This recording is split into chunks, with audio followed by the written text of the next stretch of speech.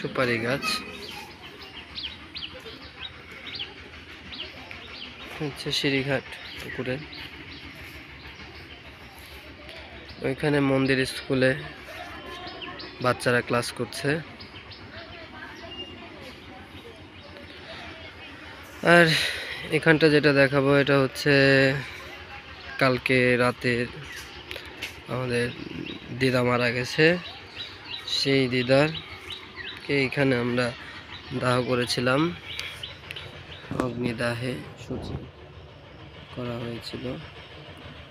এ হচ্ছে সেই জায়গা, চিতা, এখানে কয়লা পড়ে আছে।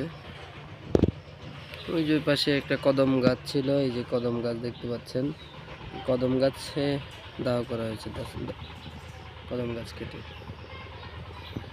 দেখুন, যাক, সবাই প্রার্থনা করবেন আমাদের দিদার আত্মা যেন চিরশান্তি পায়, স্বর্গলোক প্রাপ্তি হয়। জয় গুরু।